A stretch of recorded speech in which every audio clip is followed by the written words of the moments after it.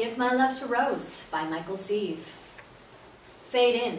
Interior, prison, R&D, day. Thomas Osborne, mid-40s, is having his property checked as he's being released from prison. Hard cut to dated newspaper clipping. Headline, Osborne convicted. Interior, prison R&D, continuous. The guard begins going through Thomas's possessions. He pulls out a number of books, looks to Thomas. Hard cut to dated newspaper clipping. Headline, Osborne gets life without parole. Interior, prison, R&D, continuous. Guard offers up a quick smile to Thomas. Bet you never thought you'd see this day, huh? Thomas remains silent. Cut to interior, Rose Abernathy's living room. Flashback, day. Rose Abernathy, 38, is on the phone, while intently watching the television. But what's this mean? I don't understand. A 3-time convicted felon has confessed to the murder of George Abernathy, and just hours before dying of pancreatic cancer. Jonathan Talmadge offered up his deathbed confession last night before authorities in his home on Allagood Avenue. Interior, prison R&D, continuing. Guard hands Mr. Osborne his bag of possessions. Someone picking you up? Yeah, someone from the state. Cut to interior, DA's office, press conference, flashback, day. The district attorney is holding up a bagged knife. New DNA testing has confirmed that the knife found in Talmadge's home is the murder weapon. Interior, prison R&D, continuing. The guard leads Thomas to a door.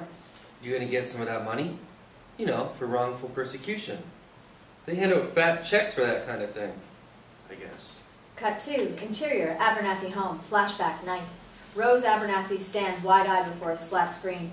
Exonerates Mr. Osborne in the murder of George Abernathy. Osborne, who was found guilty of the murder 15 years ago, is scheduled for release from prison today. Interior, prison R&D, continuing. How much you gonna get? Does it matter? Does the Pope shit in the woods? Hell yeah, it matters! Thomas ignores the guard. The door is opened. Thomas steps through to exit. Hard cut to interior, apartment, afternoon. Door opens. Thomas and Ms. Pike, 38, step into the front room. Thomas carries his duffel bag from prison. Ms. Pike is professionally dressed, carries a number of folders. It's very nice, don't you think? Thomas sets down his bag, quietly surveys the room. New appliances. Thomas says nothing, a beat. So, the state will pick up rent and bills for 3 months, until you're on your feet again. Thomas turns to resurvey the living area and notes the flat-screen TV. You should have no problem with employment. I think your credentials, aside from your prior, are very... I can't afford that. A beat. Well, it comes with the apartment. It's already paid for. Mr. Osborne, you're going to be well compensated. Am I? Yes, of course. The state has agreed to the maximum of $150,000. This has only happened 3 times before, and, well, the others didn't get half that much. Thomas says nothing, quietly steps into the bedroom. Ms. Pike sheepishly follows. There is the matter of some paperwork, crossing some T's, dotting some I's, and then it just comes down to a quick transfer into account. I have an account? Yes. Well, it's all right here. Ms. Pike hands over a folder. Thomas stares at the folder, doesn't accept it. Ms. Pike places it down on the nightstand by the bed, then places the remaining folders on top of it. There's actually quite a bit for you to look over. Some legal papers, your lease agreement. A beat. Thomas sits on the bed, looks away. Mr. Osborne, I'm sure this all must be a bit overwhelming. What is overwhelming, Miss Pike?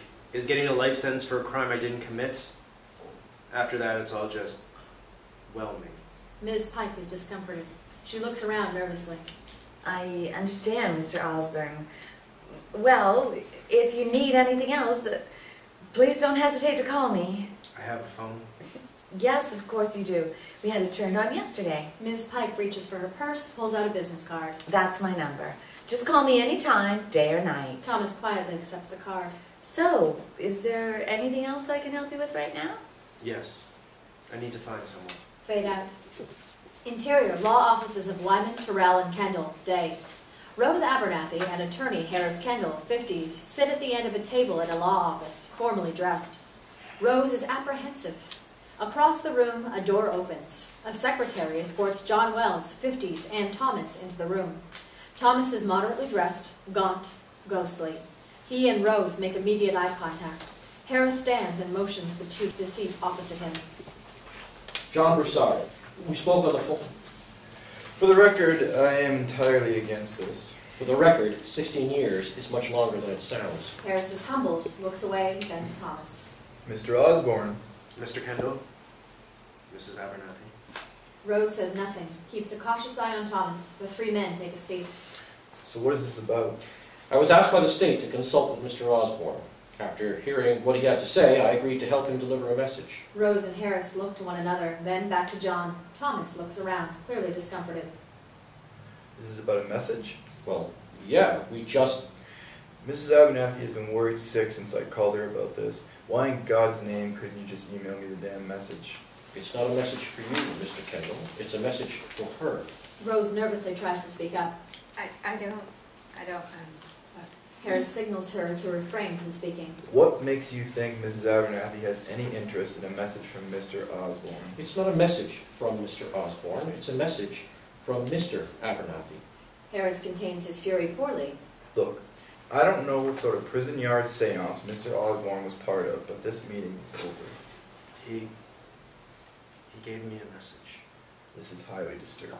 just before he died. The room is quieted, but for a gasp from Rose.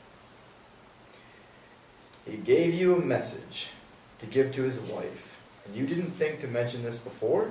Before? You mean when I was on trial for first-degree murder? Before wasn't a good time for me, mister.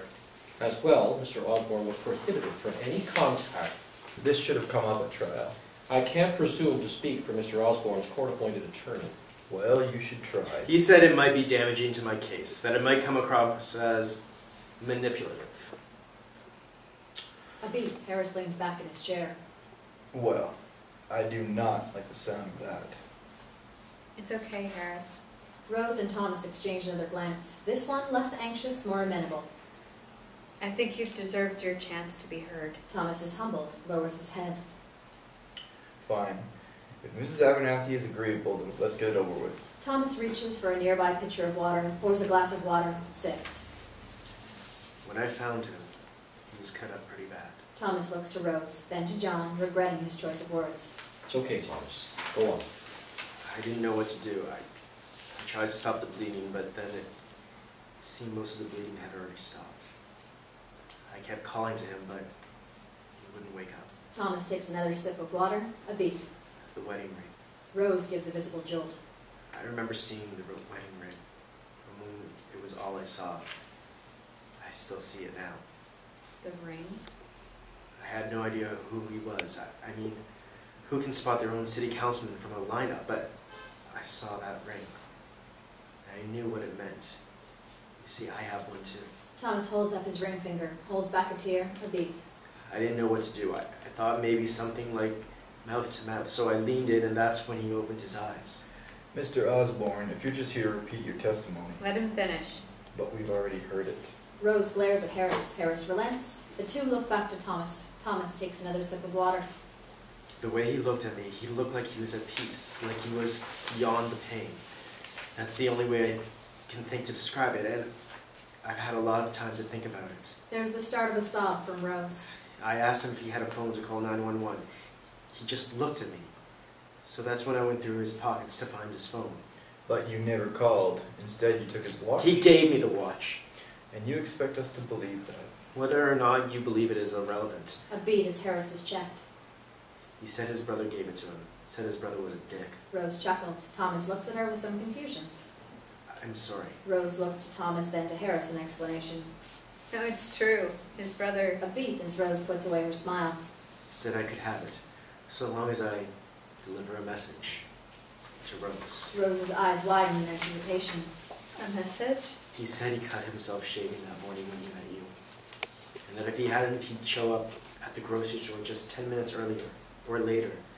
That it never would have happened. That he was never so happy to be cut by some 10-cent razors. Rose answers between sobs. His neck. When we met. It was just so... I'm sorry. I don't mean to laugh. He said that he loved you from the moment he saw you. And at that moment, he knew what it meant to live. And then he said, give my love to Rose. And then he died. and I took his watch, and I went to the pawn shop and sold it. And then I went to a store and bought food for my wife and my baby girl. And I went back to the overpass, under the bridge. And they were so happy that night. Thomas is dizzied, looks around the room. I'm so sorry, ma'am. I was scared, and I didn't know what to do. I stole once from my boss. I had a record, and I was homeless. All I ever wanted was to feed my family, to love my wife and daughter. The moment I saw him lying there, I knew I would pay for it, but I went to help him anyway. I only wanted to help. A beat as Thomas checks a tear. That's all, I guess. Thomas stands to leave. Rose immediately stands. The two attorneys then follow suit. Rose looks sweetly to him. Thank you, Mr. Osborne. Thomas gives a nod in silence and walks to the door. Thomas, Thomas turns to face Rose. what happened to your family? I don't know. Thomas turns again, steps towards the door. The door opens. Hard cut to exterior office continuing. Thomas and John exit the office, step down the stairs. Thomas pauses, looks around. John watches. You need a lift somewhere? No, I'm okay. Thomas looks to John and offers a faint smile. Thank you for everything. My pleasure. You did a real good thing there. You should be proud. You know, I never understood that. Understand what? Pride, it's such a poison to the soul, and yet how so happy we are to ingest it. John looks on as Thomas steps away and walks to the sidewalk. He looks around the downtown area, then with a step commits to a direction. Cut to exterior bridge, afternoon. Thomas stands atop a bridge overlooking the river. Cars are zipping by. From his pocket, Thomas pulls the keys to his apartment and throws them into the river. Cut to exterior overpass, John Ames Bridge, late afternoon. Thomas approaches a dingy underpass. Nearby, a homeless man looks on. Thomas stops at a certain point under the bridge, looks longingly to that spot. He sits down and waits. Fade to black. Roll credits.